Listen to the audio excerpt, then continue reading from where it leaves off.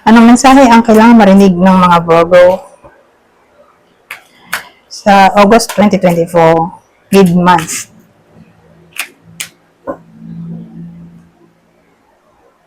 Pwedeng nangyayari na to o mangyayari pa lang. Kung hindi man para sa inyo itong magiging reading, baka para sa someone na malapit sa inyo o sa someone na kakilala nyo mismo.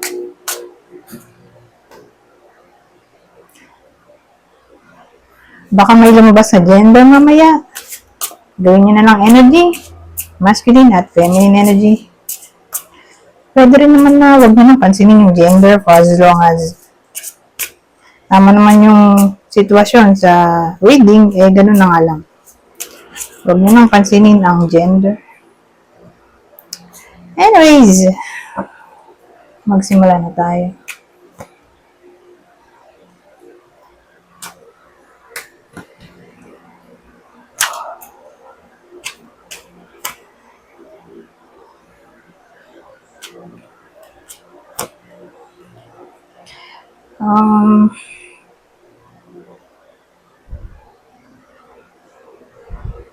Trouble coming, Ibig sabihin, hindi pa nangyayari.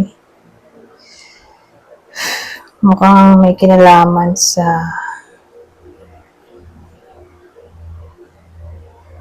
pera.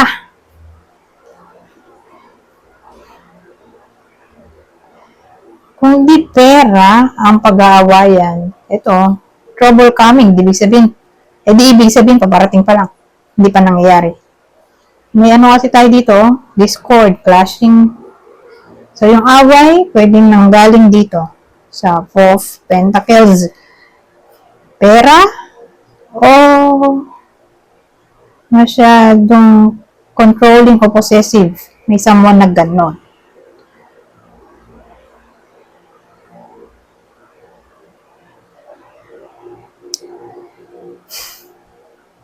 Kaya baliktad yung ano natin, Page of Wands. Paano ba i-connect sa reading? Kasi ano rin siya card din ng conflict. So, conflict, ito. Clashing. Di parang pares lang yung meaning.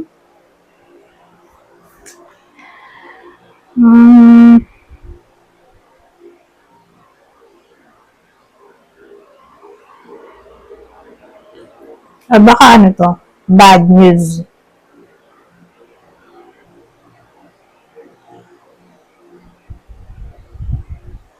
O sabihin natin, di ba mag-aaway, di ba? May someone na walang initiation ba? Either pare sila o isa lang. Walang initiation na makipag-ayos.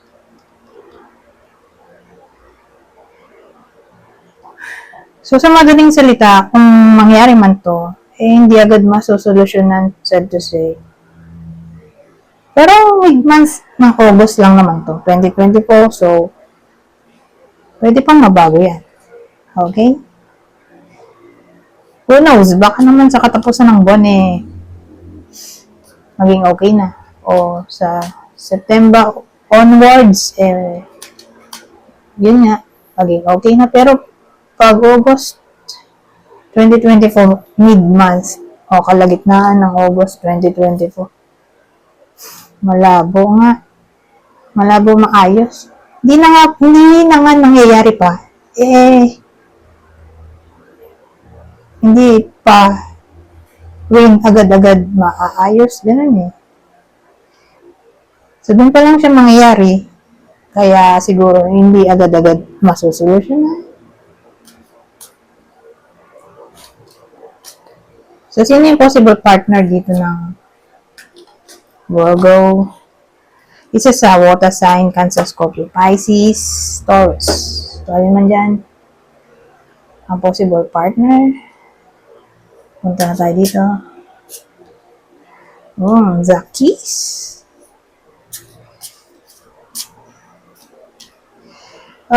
Tears. Ano yun? Ito kasi zombie. So, para bang yung kiss niya may dilubyong dating. Parang may mapapasang virus. Oh, kasi yung babae naman, walang kaalam-alam. Na yun nga, yung tao pala ay may dalang virus. Zombie pala yun, may dalang sakit. Diba? Dakis Ayan, ito, tears, umiiyak. Hindi ka lang baliktad. So, paano ko ididikit sa senaryo? Paano ko pag dudugtong-dugtong ito?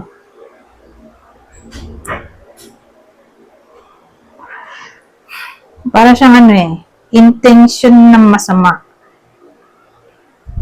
Intention na nakakasama. Ayan. O, pwede rin naman na akala nila ay makakatulong sa kanila, toxic pala. Ayan, yun yung kiss. Na para bang tinanggap nila yung offer ng tulong pero akala nga nila, makakabuti yung pala ay makakasama. Para bang nagkasakit sila. Ganon. Ano pang tears? Pero baliktad. So, sa madaling salita, nangyayari na to. Kasi umiiyak to Yung, umiiyak, di ba? Kaya nga tears. Ngayon, baliktad siya. Ibig sabihin, titigil ng luha niya. So, ibig sabihin din, nangyayari na to. Hindi siya yung katulad ng kanina, na paparating pa lang. Ito nangyayari na. Para sa iba sa inyo, nasa toxic situation na. Na para bang makakalet go na sila sa someone na toxic ito. Toxic pala sa kanila. So, probably karelasyon siguro to. Kiss Karelasyon na akala nila makakabuti para sa kanila, toxic pala. Right. Na para bang gagaling na sila sa sakit. Sabihin natin yun nga, toxic yung tao, siya yung sakit. Sakit sa puso, o sakit sa mentality, o sakit sa katawan. Basta, may someone na toxic sa iba sa inyo at yun nga ang iniiyakan nila.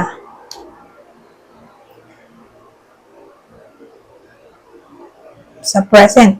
Pero tingin ko titigil na nga ang luha dahil bumaliktad na yan.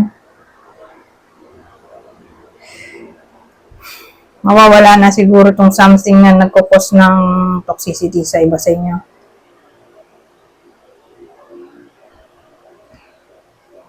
Ewan ko kung sino, pero yun nga, may someone na akala nila nakakatulong. Yun pala mapapahamak pala sila lalo. Yun pala yung taong magpapahamak sa kanila. So, pwedeng kahit sino to, di ba? Parang fake friend. O toxic partner. O toxic na kakilala ng iba sa inyo na akala nga nila ay mapagkakatiwalaan. Hindi pala. Pwedeng ganun. Pupunta tayo dito. Ano pang masasabi nito?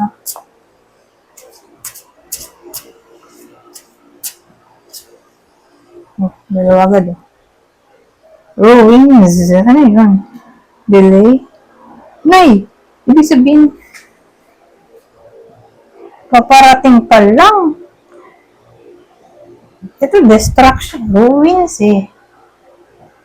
delay Ibig sabihin, darating siya. Hindi lang ngayon. Di ba? Kaloka naman.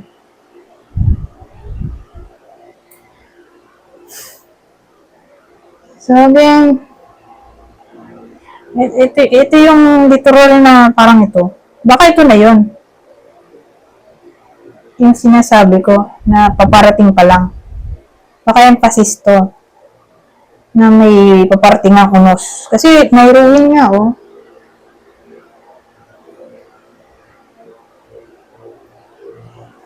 So, parang siyang destruction ba?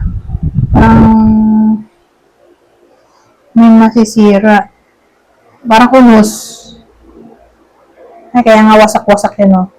Kaya lang, delay. Ibig sabihin, hindi pa dumarating na traffic siguro. Parang ito yun. So, tingin ko ito yun. Magkakonektado lang to sa to. Kasi mag-away na yung iba sa inyo. Usually naman, pag nag-away, di ba, pwede mag-lead sa separation o pagkasira ng tiwala o pagkasira ng pagmamahal. Pero kung ididikit nga natin doon sa tarot, sa dito, pwede rin kasi itong nagbabadyang breakup, OMG.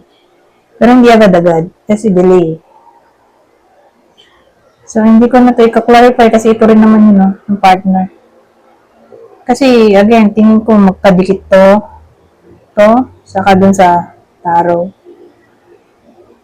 Ito yung partner ha, water sign, isa sa water sign, Cancer, Scorpio, Pisces o Taurus.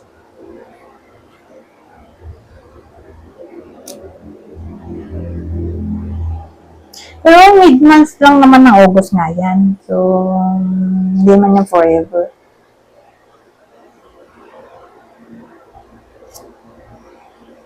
So, ngayon, iisip ko, yung magpapayak sa inyo o nagpapaiyak, ito ba yun? Baka magkadikit din to dun sa tarot.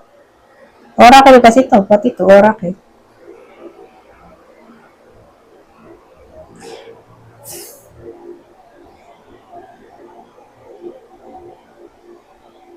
Kasi titigil ng luha ko.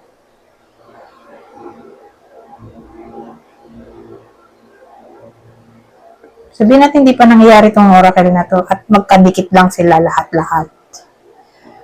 Sabihin natin ito yung toxic. At ang toxic ay partner. Titigil din naman ng pagluha dito. So, hindi ko alam kung paano. Baka magkaayos pa, who knows.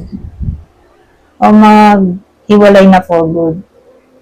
Kasi toxic na. Toxic yung tao.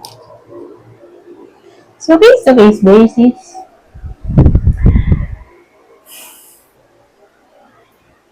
Mapatay ng dalawa. Table. Ano kaya yung table? Libra. Table. So, date siguro. Dalawang buwan lang yun isang table. So, yung iba sa inyo baka may makadate. At ang kadate ay Libra. Virgo to Virgo, ang kadate ay Libra. Baka naman may someone na malapit sa inyo na makakasama ng iba sa inyo kumain. At ang zodiac sign ay Libra. So, kung dito literal na date, baka gagala sila. So, gagala yung iba sa inyo kasama yung Libra. Pwede rin.